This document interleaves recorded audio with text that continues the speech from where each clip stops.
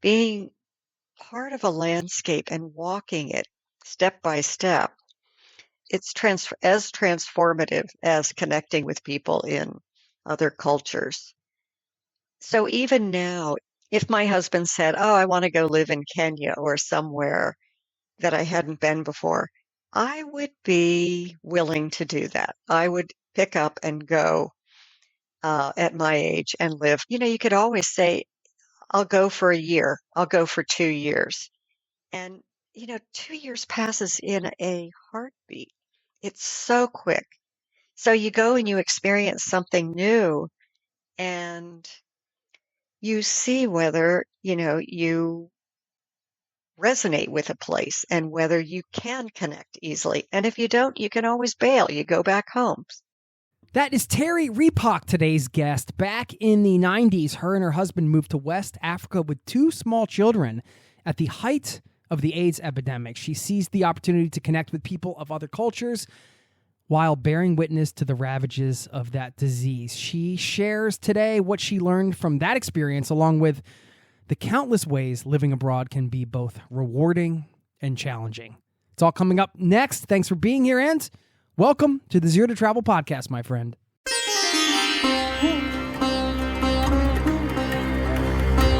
You're listening to the Zero to Travel podcast, where we explore exciting travel-based work, lifestyle, and business opportunities, helping you to achieve your wildest travel dreams.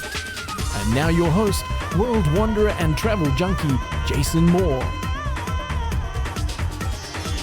Howdy ho, it's Jason here with ZeroToTravel.com. Welcome to the show, my friend. Thanks for hanging out, letting me bring a little travel into your ears today. This is the show to help you travel the world on your terms, to fill your life with as much travel as you desire, no matter what your situation or experience. Excited to have Terry Repak here today. You can check out our website at terryrepak, REPAK.com. She wrote a book. It's called Circling Home, What I Learned by Living Elsewhere, which is exactly what we're talking about today. Some of the lessons she learned living for so many years abroad. And her book, Circling Home, quote, chronicles the adventures and challenges of raising children to be global citizens and trying to find home in countries as diverse as the Ivory Coast, Tanzania, and Switzerland. Her memoir spotlights the complexity, struggles, and profound lessons at the heart of the expat journey, end quote. Of course, this is exactly what we're unpacking today in this conversation. Definitely some food for thought, whether you're abroad now, whether you're thinking about moving abroad in the future or near future.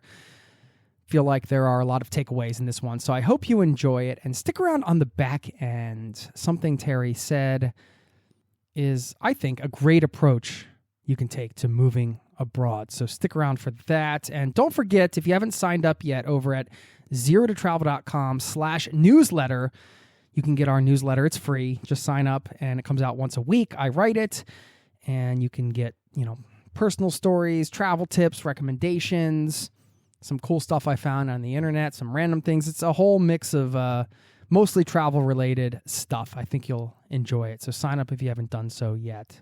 Without further ado, please enjoy my conversation with Terry, and I'll see you on the other side, my friend. Cheers.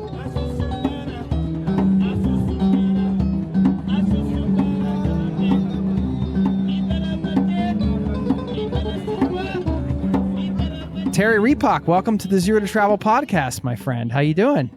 Doing well. You're on the East Coast now, traveling? I am en route back to Seattle from a visit to my 92-year-old mother in Florida. Wow. Okay. What part of Florida? She was in Okeechobee. She's on the biggest lake east of the Mississippi, not including the Great Lakes. I mean, Seattle to Florida is about as far as you get in the United States. Unless you're going to Alaska. That's right. Yeah, unless you're going to Alaska or Hawaii, I guess. But I suppose you're kind of used to being away from your mother in far distances, having spent so many years living abroad. Yeah, she had 7 children. So fortunately, the other 6 are a lot closer than I am. So that makes life easier for me. I can freewheel since I know my sisters and brothers will pick up the slack. That is one of the, we're going to talk about a lot of the lessons you learned living abroad, and that's at the heart of your memoir. which you're out with now, circling home. We're going to talk about that. This is one of the, because I'm an expat. I'm a Norwegian citizen now, so I live in Norway and been gone for a while, but it is hard to be away from your family and especially your parents as they age. Was that something that you struggled with when you were living overseas and even now? Absolutely. Less so now because Seattle, you could still get on a flight any time of day or night, but it's what most expats dread is the call in the night about a parent who's had a heart attack or, someone who's critically ill and you can't get home. You can't get, well, it's not home for you if you're living in another country, but you can't get back fast enough. And you do feel this sort of push-pull that you're excited about living somewhere else and traveling, but you're pulled back because the heartstrings, tug you to your family, even if you have started another family somewhere else or you have your children and your partner with you. So yes, that was, I think, the hardest thing as I got older about living overseas was worrying about people back home. My mother has always been very gracious in saying things like, well, you have your family there, you can't get, I know it's hard to get back and things, just kind of being, I don't know the other word, gracious in that way. And it's true. Once you have a family and you're set up somewhere, so to speak, it's not as easy as it was to move around. That was a big decision. I mean, this is where a lot of your journey begins, going to Africa at the height of the AIDS epidemic with I believe it was a 1 in 4-year-old at the time, right? Living and working there in East and West Africa and Europe for 15 years. It ended up being, it sounded like it was sort of a, not temporary, but it was going to be a short-term thing to try out. And it turned into 15 years abroad, as things happen sometimes, as that's how life goes. But where was your head at that point, going into a place where, as a father and small kids, you're going to worry about everything, but going from like a place where you don't have malaria, for example, to a place where there's a risk of them getting malaria, or like, these are all like, there's risks everywhere, right? So I'm not saying, staying home is the safe, best option either. I just mean, as a parent, you worry. And I'm sure a lot of these things were on your mind. And I think particularly the unknown, you're leaving the comforts of home. What was it like for you to take that leap? It was really tough. And, we had just turned 40, my husband and I. And so we weren't young, but having two small children kind of upped the stakes for me. My husband was so excited about working in the public health sector in an African country and couldn't wait. He just was chomping at the bit to get to Africa in any capacity and work. And he had actually been born and raised there. He was born in the Belgian Congo, grew up until he was 7. So he had, and he also went back several times during his medical school training to do residencies in various countries. So he was very familiar with travel in Africa and not at all afraid as I was, because I had never been anywhere in Africa. And taking two babies, really, two small children, to a country that had a very high crime rate, and all these tropical diseases, and we had to take malaria prophylaxis and all sorts of things in the first year. So that's what kind of made me very anxious.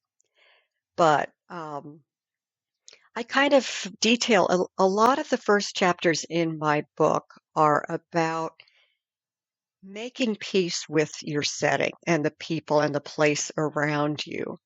And that happened very quickly for me because I really reached out and befriended the guards who were working in the neighborhood. All the houses had guards in our neighborhood, just mostly as a deterrent from, any um, not just petty criminals, but, terrorism, anything could happen overseas. So we became very close to the guards and the housekeepers and the people that worked around us.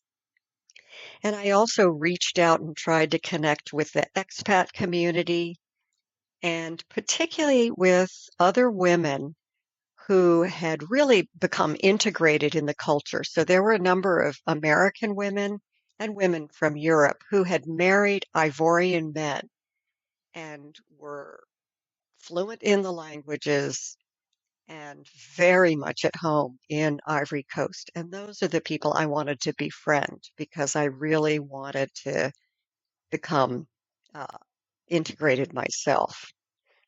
So that kind of after the first year, when I saw that we weren't going to get AIDS or malaria or Ebola, and there were ways to be safe in this foreign country, I really calmed down and just felt at home. It just took about a year. Whether fears are founded or unfounded, it's the fear of the unknown, right? You're going from a familiar situation where there's a certain level of comfort, whether it's true or just the perception of comfort, even, anything can happen anywhere, to a place where it's unfamiliar and it's unknown. And of course, I think it's natural to have those fears. And can you talk a little bit more about the integration process? Because that is key for me, for a place to start to feel more like home involves some level of integration. And I'm wondering what that looked like for you. You mentioned connecting with these people, but the actual, I guess I'm fishing for some practical advice here for people looking to integrate quickly into a place they're going to be settling in and getting that home feeling. I became a big joiner and really tried to find, book clubs. Say yes to everything, right? Yes, say yes. Don't turn down it. Don't say, oh, I don't know if I want to be that busy. Yes, you want to be that busy. So, yeah, join groups, go get involved in your kids' school, be a room parent or head committees there, like we had big UN Day celebrations at the international schools because there were kids from 60 different countries there. And I pitched right in and organized one year the UN Day celebrations. And through venues like that, you get to know other parents. You get to know their customs and preferences. You just want to connect. It's the most important part about living in another country is connecting. And I mean that on both the level of friendships and also just, talking to the guard who sits outside your gate every day and the gate of your neighbor and the person that's making street food on the corner down the street. You need to go and talk to them. You don't pass them by every day and just wave. So connecting is a deeper and a broader uh, feeling of home once you've made connections and you know people and they know you. And it's another layer of security because if they see someone following you who they think is shady or whatever, they're gonna look out for you. So I'm sure you found the same thing that connecting was good. Getting out and walking, if you're in a fairly safe environment, walking every inch of your neighborhood and then walking into town, just knowing your environment and feeling part of it is, I think, critical to being comfortable in your skin in a new place. So the first stop was the Ivory Coast, right? And this is in what, 1990 something? 93, yeah. 93. And you mentioned guards and all this stuff, which is obviously it's not maybe the typical expat scenario. I mean, a lot of people are moving to a lot of places where you don't need to have a guard out front of your home. Was that sort of the the situation back then in that country that if you Not just then. In fact, in most African countries, and I would say I know in India, some of my expat friends had guards there. You have a guard. They aren't armed, but they sit outside your gate and they screen people who want to come in. Um, particularly in this day and age when there is the threat of terrorism and, acts against American citizens in particular. I don't know why we're catalysts for this kind of thing around the world, but we are, especially in African and Middle Eastern countries. So I think the incidences of, well, I don't want to say attacks, but people need a deterrent outside their gate, and it wasn't just Americans. It was Ivorians, professional workers, and people who had nice houses had somebody sitting outside their gate. So, and it goes on today. It wasn't just back in 1993. It's every family where somebody is attached to the American embassy, you have to have a guard. It's a requirement, and the embassy pays for it. Yeah, your husband was working for the CDC, right? So that was the tie-in. He was directing AIDS projects, and I can imagine some of the things you have seen. Well, I don't know if I can really imagine. I think back home during the AIDS epidemic, that was a time when I was younger, but you only saw visuals on TV or what you saw or what you heard about through the news. What was it like on the ground during the epidemic at that time? What were some of the conversations and the people you met? And Yeah, must have been heartbreaking. it was heartbreaking. The difference between going to an African country in the early 90s and then in the 2000s when we went to Tanzania was, night and day and life and death, literally. Because in the 90s, there was no medication available to people in these other countries. In the US, we were developing AZT and other medications that would prolong the life of HIV infected people. In Africa, that wasn't available. It was, just astronomically expensive. So when we knew that, for instance, our guard, the man who worked outside our gate for, he had been there for 10 years, when he became sick and nothing was helping, no, cold remedies or intestinal meds were working for him, it became clear that he had something more serious. And he got a test, and he was like a double positive for both HIV and HTLV, which was another retrovirus in Ivory Coast. And it was heartbreaking because there was nothing you could do for them. There was nothing you could do for an AIDS patient back then. And so you watched people die slow, miserable deaths. Not to be able to do anything and to know that probably his wife and his baby, they were going to die too, was really, really hard. The most people could do back then, the caregivers and people that would go to people's homes was to help them.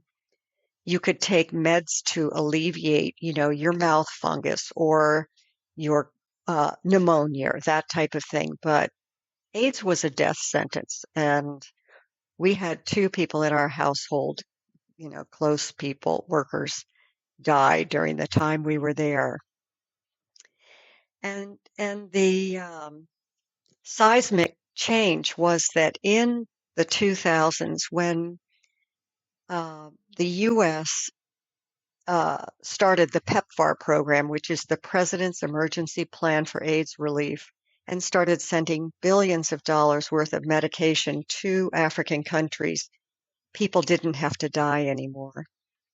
So in 2005, when we went to Tanzania, the focus of my husband's work, as well as most AIDS projects, was to get as many people as possible, as many HIV infected people on the HIV meds, on these, it's like, it was called triple therapy back then.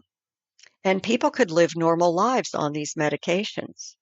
So that was so uplifting to go back to an African country and know that people could be saved by these drugs and by the work that a lot of these public health workers were doing. Did that answer your question enough Yeah, about? yeah. I'm just wondering how being surrounded by that environment of watching people have these slow deaths and not being able to help and everything. I imagine it's something you still carry with you today. How do you not? Yeah, yeah, you do. And what you carry too is regret that, there was a man we had cooking for us several days a week. He cooked for a number of expats. And we knew when, in the last year we were there, that he had HIV, as did his wife and his baby daughter. And, you know, I to this day lament the fact that a year later, HIV meds were becoming available in Ivory Coast in 2000, but he died before they were available. He missed it by months. So, yeah, that's the kind of thing that you don't forget. Yeah. Well, you went to graduate school for economics and political science, right? Yeah. So you have that perspective of the economics behind medicine and relief. That's one of the most tragic parts of modern society, I think, is that you have to use economics and money in the same sentences as saving lives. And that's just the reality of it. What do you see in terms of the landscape now around foreign aid for health issues? What's being done right? What could be improved upon? Great question. I think we did a lot of things right as far as public health work and funds for um, improving public health in countries around the world, including China. I mean, we were giving money to China for years for hepatitis, AIDS, all kinds of work. So, what has changed? For 20 years, Congress kept renewing the PEPFAR program so that every 5 years it would come up for renewal. Congress would renew the funds, and we would send billions of dollars to countries that couldn't pay for these medications on their own. This was a bipartisan effort, and it didn't matter. It was a Republican president that proposed and passed the first PEPFAR program. This year is the first year it wasn't renewed. So PEPFAR was not renewed for the next 5 years, and it's kind of limping along, the funds that go to these countries to help with particularly AIDS relief. It's limping along on a year-to-year basis because it wasn't renewed, and that's because of the partisan deadlock in our Congress. And so I'm very sad to see that and hope that the program keeps going. But, this is uncertain. There was also a huge effort for controlling malaria in countries like Tanzania and Ivory Coast. Malaria is a big killer. In fact, it was the biggest killer before AIDS. And the US and European countries have poured a lot of money into providing bed nets for people in these countries and eradication of malaria. And that has largely worked. So, there is still a lot of malaria out there, but these programs are working as long as we keep funding them. So, Yeah. Well, you said in your book, quote, after years of living overseas, I concluded that connecting with people instead of focusing on differences was the most fulfilling way of being in the world, end quote. And perhaps the politicians could take some of that advice as well. I just wish everybody could go and live for a year in an African country, and they would be changed. They would be changed fundamentally. How did it change your kids, do you think? I have what I call global citizens in that we've sent out into the world. So my kids are fluent in French because Ivory Coast is a French speaking country, and they had that as small children. So they've kept their French. It gave both of them familiarity and an ease at being in the world. So they travel, they will travel anywhere and not be afraid. They don't go with the same fears that I did when I first went to Ivory Coast. They're just at home in the world. And so much so that my daughter, who spent 9 of her 18 years growing up in other countries, never really felt at home in the U.S. as she did in Europe. So she went at age, I think, 25, after working for several years in the U.S. My husband and I were living in Switzerland, and she said, I want to come to Europe. Can I have a friend in Paris. I want to go live there. So she did. She moved to Paris. We helped her because we were just a couple hours away on a fast train. And she lived in Paris for a year working, and then she went to Luxembourg and worked there for a year or two. And then she moved to London, and she has had several different jobs in London, but she met her partner there a couple years ago. And so she is now married and living in London with 2 small children. So it really set my kids on a course where the world was their oyster. They didn't have to just look at the U.S. as home or as the place where they had to, go to find jobs. They can go anywhere. And they also are really interested in people of other cultures. I think my daughter especially just connects so easily with people from lots of other countries. And she's a real connector. She's on all kinds of social media. It kind of set her on a path to being a really top-notch recruiter and human resources person because she can talk to anybody, anywhere.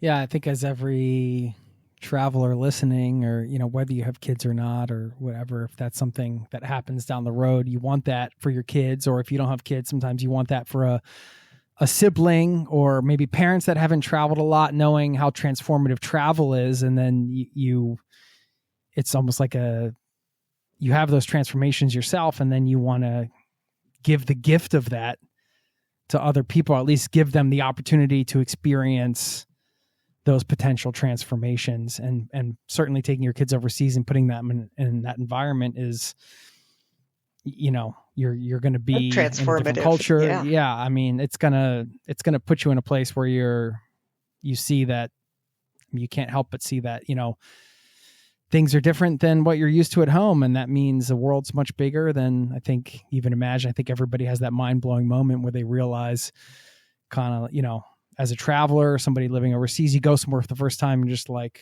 wow, there's so much more out there. Like the more you know, the less you know, kind of thing. But then as a parent, like you said in the Seattle Times, you said, I've had to watch my children settle farther from us than I'd like, so it's like a be careful what you wish for thing.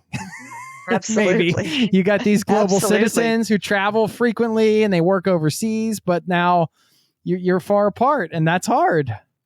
Now I only get to see my grandchildren twice a year, so that is hard. How is that? Right? Is that not fun? I mean, I like to go. I like to go to London to see them, but sitting on a plane from Seattle for 10 hours and then adjusting to an 8-hour jet lag is not a party. So, but you made a really good point that I'd like to expound on here is that the thing that we give ourselves and our children is perspective when you live in another country. And you see that, the US is not the center of the universe, and that we do have to be working with other people in other countries. I mean, it just expands your mind so much. I've seen it happen with nieces and nephews and people that travel overseas for the first time. It's like, wow, there's a big, beautiful world out there. And you want to see more and talk to more people and uh, get out of our little kind of oyster shell. You let people live their lives, and you want I want my kids to be themselves and to be fulfilled, but I don't want them to live too far away. Yeah, I If I'm know. even living anywhere, who knows? Uh, you got to just live your life and do the best you can to teach them what you can. And also if part of your life is travel and living overseas and they're exposed to that, and that makes them global wandering citizens who live thousands of miles away, I guess that's the risk you take. It is a risk you what's take. The other side of that? You could keep them, you could stay in the same place and keep them there all the time and, not expose them to these things, which I think anybody listening wouldn't have that mentality.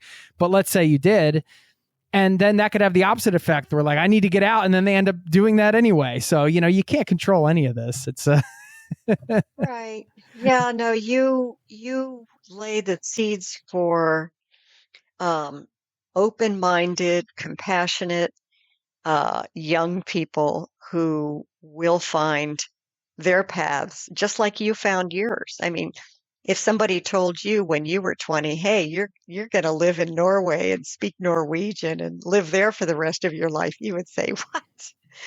That's crazy. No, but if they said that when I was 25 after, going on my first solo backpacking trip and stuff, I would have been like, awesome. Yeah, of course. Of course. Yeah. Yeah. Probably. But yeah, so it depends.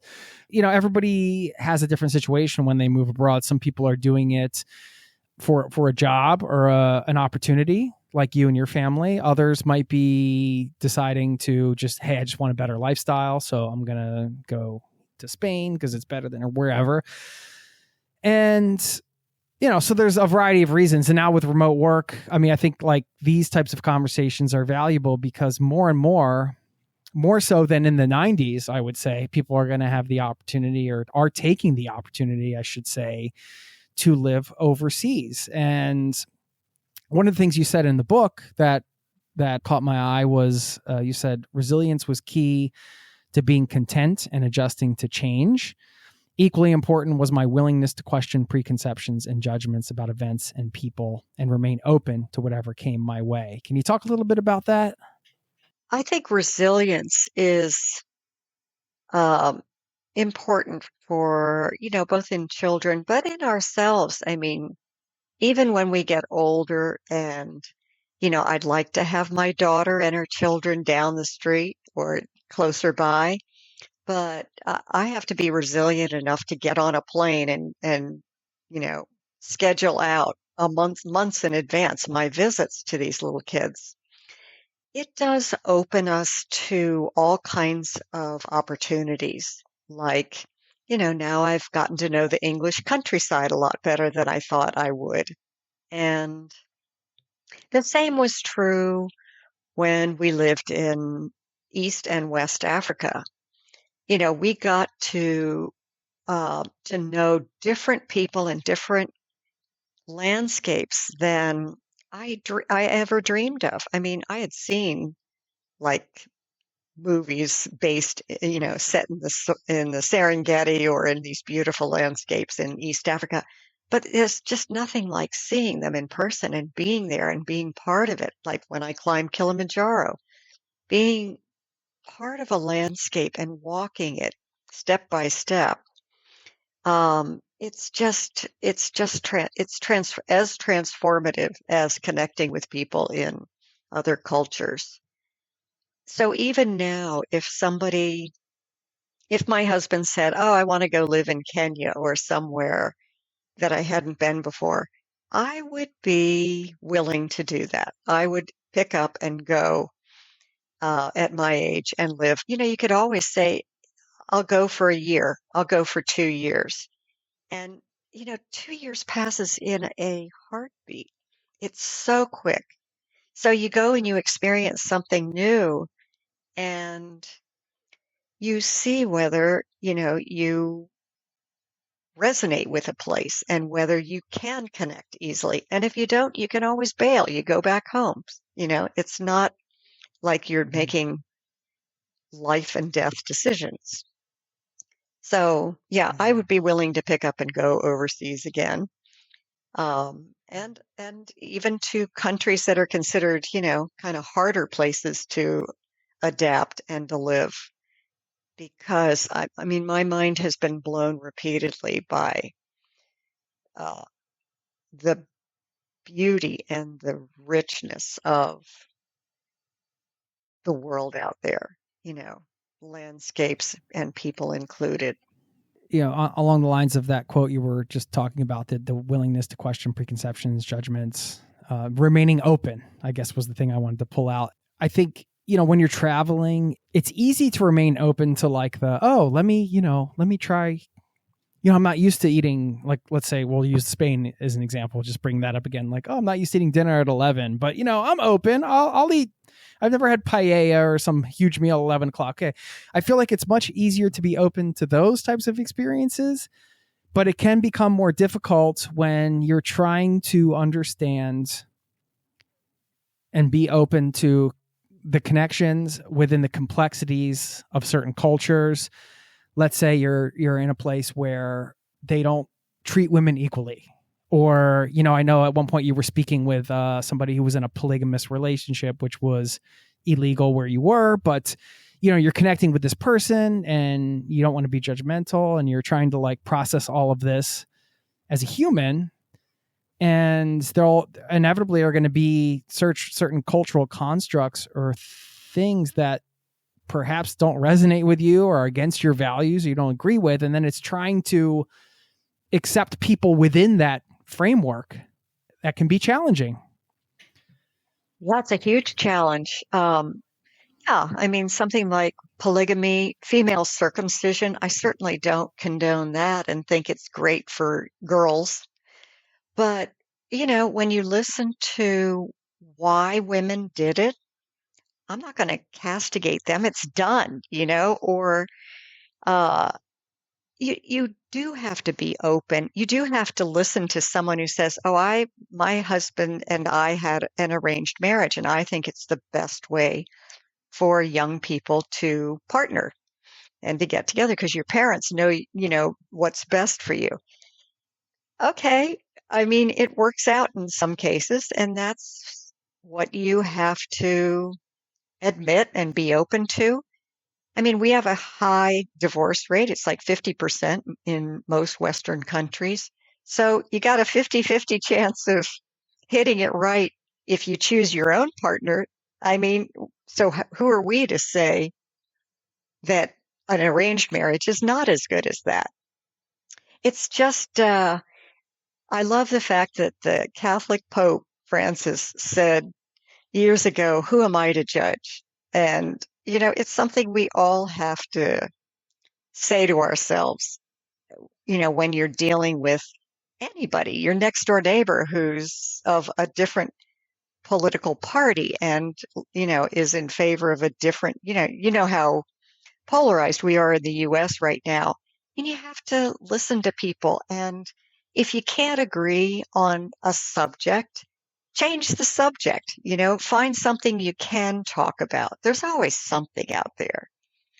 So I don't know if that's a rambling answer to your question, but being open means seeing people as individuals and not as, "Oh, you're a Republican," or, "Oh, you're a Democrat," or you're something, you're a label. It's just, it doesn't get you anywhere. And it doesn't make you uh, a richer, more open person to think like that. So, yeah, I think that's what you give your kids, that same mentality of being open and not judgmental in the world. It's the way to be. What was it like coming back to your home culture after so many years abroad and settling in? When did you go back to the States? How long ago was that now? That several times. So coming back from Ivory Coast, we brought our kids back at ages 6 and 9, and it was really hard for them. It wasn't hard for me because I had lived in Atlanta before that. We came back to Atlanta because it's where CDC headquarters is. And so I knew it, and I had friends here. Kids had a really tough time, especially my son, um, adapting to American culture. He wasn't like a sports guy or a ball boy. And so all of his friends were doing baseball or soccer or football, and he didn't fit in. I mean, these weren't friends, these were new schoolmates. He didn't find, and I didn't find it as accepting and uh, warm and welcoming as the international school environments where we had lived in other countries. So I think for kids coming back to the US, integrating in schools is much harder than going overseas. Usually overseas, if you're fortunate enough to be able to put your kids into international schools, you find a much more open, welcoming, fluid environment because kids are constantly moving in and out. So they don't form cliques like they do in some, uh, like in our country. Moving back here, those times was difficult, and I always sort of missed relating to people of other cultures and, you know, the ability to just at the drop of a hat hop on a plane and go, like you can on EasyJet to Corsica or Sardinia or whatever. Um, but when we moved back from most recently Switzerland, that was the last place we lived. And we were there 4 years. When we came back to the US and we chose to live in Seattle, I was really ready to come and settle down and put down roots and try to really reconnect in my own country even though I didn't know many people here, with uh, the new environment. And I have been so happy with our choice. I mean, it's um, for my husband and me, we love hiking in the mountains, being near water, cities that have good public transportation. And Seattle was a lot like Geneva in those senses. We're surrounded by two mountain chains and lots of lakes and, the bay with the ocean just, 2 hours away. So, and, it has one of the best public transportation systems in the country. It's fairly international, especially a big Asian population there. So I don't have to go far to meet people of other cultures. In fact, I volunteered to teach English as a second language um, at a local language institute so that I could meet more, people from other countries. So, I have everything I want in Seattle, and also the ability to get to my mother and to my siblings when somebody needs help or there's a family reunion or that type of thing. So I was ready to come back, and I'm happy to be in the US. Nice. I think that's a great tip. I just want to pull out of what you said. When you come back to a place and there's elements of living overseas that you miss, in your case, connecting with people from different cultures, you found a situation where you could still do that at home. And that is an overarching practical tip I think anybody can take, right? Like, you come home and there's going to be certain things you missed either about traveling or living overseas. If you can implement that where you are. I mean, I find that just people that spend time, whether it's months or years on the road or living somewhere else abroad, you crave community after a while. If you're wandering around, eventually you crave community, whether it's abroad or home, and you want to find a place where, maybe you might actually see the same person more than once for a coffee. Absolutely. Because Definitely. like you mentioned the international schools and being good because there's no cliques. But on the other hand, if people are leaving and going all the time, then that's the reality you're exposed to. And of course, when you live somewhere, anybody can, your best friend can move and stuff like that. That's just the way life goes. I would imagine in international school, it's more on average, you got more influx, people moving in and out, I should say, than you do at a Much more. And that was heartbreaking. I average mean, the community kids, school. Yeah. yeah, the kids would lose their best friends every year. Somebody would leave. And eventually, they were the ones that left and left best friends behind or boyfriends, or girlfriends. So it can be I would really consider hard. that a big downside, I mean, yeah, what are the downsides or any regrets that you have? Or, maybe you're not somebody who has regrets, but if you had any of the whole experience of living abroad, for anybody listening that's considering a lengthy move abroad, what are some of the considerations?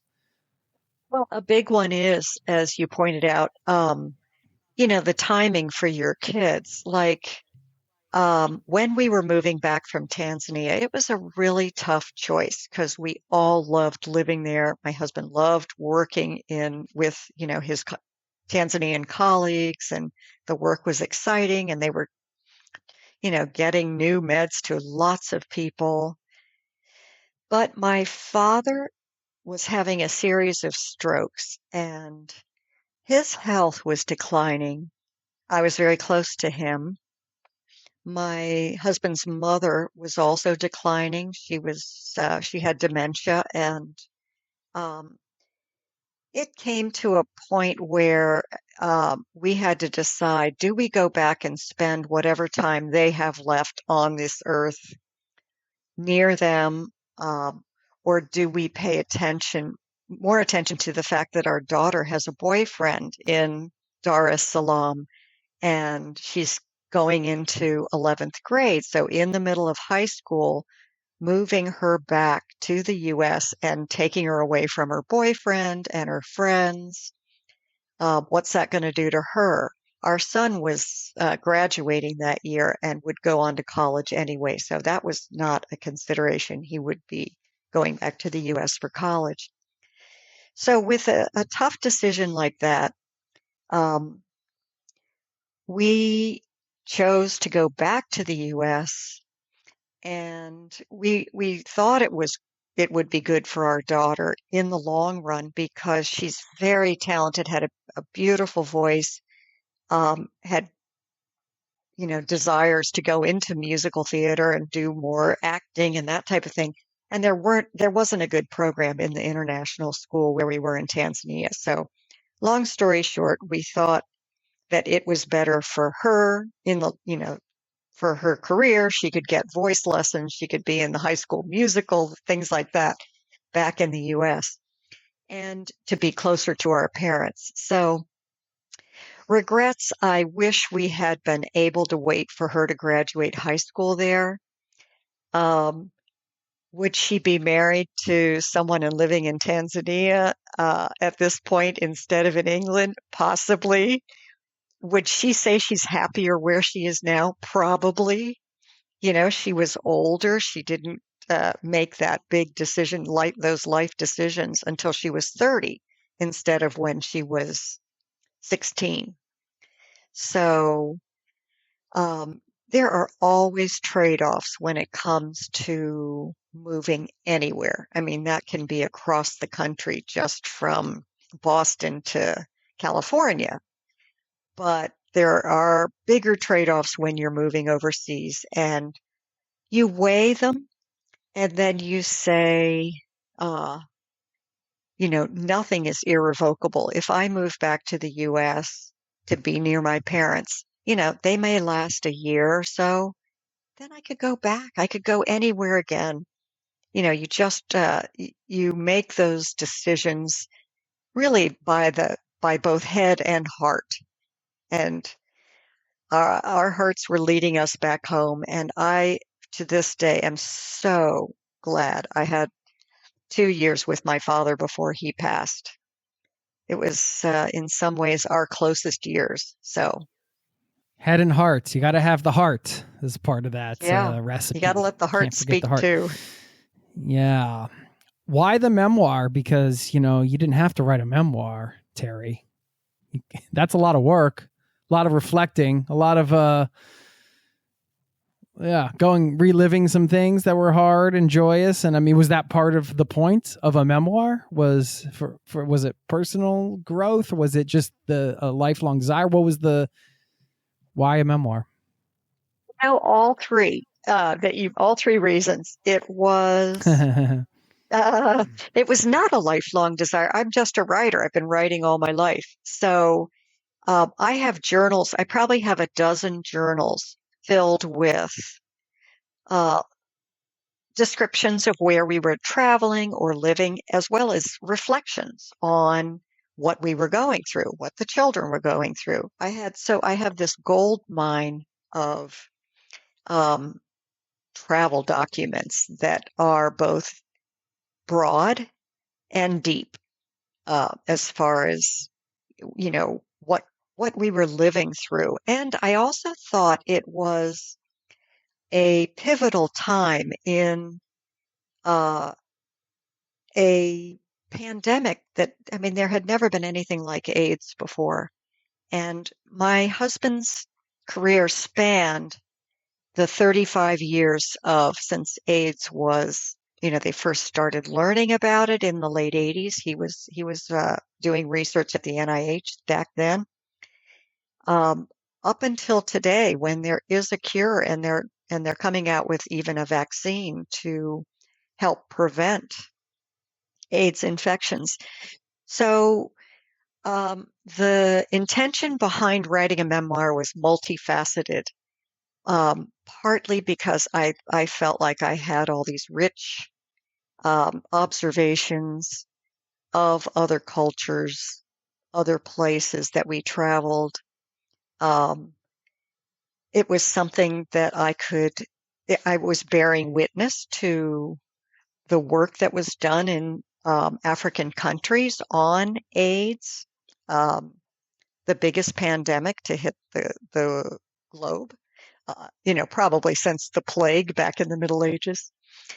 Um, and for my kids, I wanted to give them something, but also my nieces and nephews and all the people whose lives I've touched and who've touched me. Um, I made sure that the guards the one we knew the longest got a copy of it. His name is Usman. He's in the book. He read it and he emails me regularly and wrote, it was like watching a beautiful movie. And, it was an opportunity for him to hear about parts of his life that, would go unrecorded otherwise. When I gave it to my son to read and said, just, review this and tell me if there's anything you want me to take out, because, you're protecting your kids first and foremost. Their privacy is important. And when he read it, he said, wow, I forgot so many things growing up. I'm so happy to have this document, this, memory of where we were and what we did. So, all of those were good reasons to write it. Also from my, family who never really understood. I had a brother who read it and said, wow, I had no idea of all the things you went through, even though we talked regularly back then. But ultimately, I find that in writing, and you really can distill life lessons and come to an understanding of where you were at one time, how you've grown, and who helped you along the way, who helped, um, enhance that growth and made you a different person. Um, and I am such a different person from the one who, first set out to live overseas at age 40. I mean, I I don't I can't imagine who I would be without all these rich experiences and the people that have crossed my path. Well, congratulations. I think it's a lovely intention for anybody considering a book to think about it as something for yourself and maybe a handful of people, and then let it be what it will be when it goes out into the world. Of course, you want to market it and do things like that, but it's a great for the heart of a book to be like in this case. I mean, like you have children who can read this and remember their childhood, or the guard you mentioned, the close friends, and for yourself to process some of these lessons and everything. That in and of itself, I'm sure, makes it a worthwhile effort. And I hope it's broader than that, and that in for a much broader audience, that in reading about what a normal American who happens to go overseas, and how transformative the experience can be to live overseas, to watch the arc of AIDS work come from where it was to what it is now, and how our public health has been impacted. I hope it's much broader than just, a document that's full of memories for my family. yes, that's where I was going with that, actually. Okay. That, even if it was just that no, it's okay. But that as a bare minimum is a wonderful reason enough to kind of put the effort in, but then to create something, like you said, that has a broader messaging that other people can benefit from, I think that's the point of being here and sharing it, which is why I wanted to give you the opportunity to come on and talk about it. And then also to give you the opportunity here to share a bit more about where people can find you and the book and all that good stuff, so they can pull out the lessons for themselves. Great. Circling Home, What I Learned by Living Elsewhere is available in Kindle and in any bookstore, through Amazon, and in audio form. I wanted to do the audio book to reach people in other countries that couldn't easily get, a delivery or whatever of a physical book. So, and I narrate it myself. So it was a fun project too. I'd never done anything like that. And I have an author website at terryrepak.com, and there are links to articles and pictures and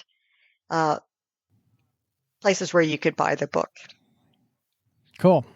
Well, thanks for sharing that. Thanks for talking about your experience today. And wishing you the best of luck with the book. And let me know if you ever come through this side of the world. It would be nice to meet you in person. I actually do. I have a very close friend from Tanzania who lives in Drammen.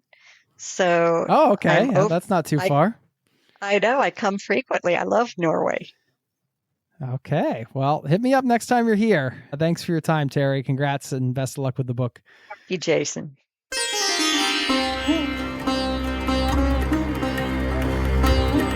There you have it. Thank you to Terry for stopping by the show. And if you think back all the way to the top of this show, the clip I shared where she finished up saying, you can go abroad, you can try it for a year or two or even 3. And if you don't like it, you can go home. That is what I wanted to highlight here all the way at the end as we close out, because I think this is a healthy way to go into moving abroad. If it's not something you're entirely sure you're going to love, perhaps just try it out for a period of time. This theme comes up in the show time and time again.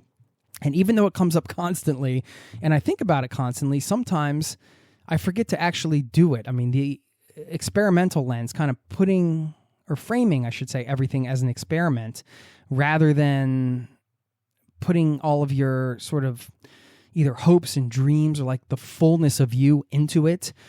I feel like that experimental framework, like saying you're going to move abroad for just a year and see how it goes, can provide a level of detachment that you just might need to get over the hump to actually do it. And I'm using the moving abroad thing as an example because that is what we discussed on today's show.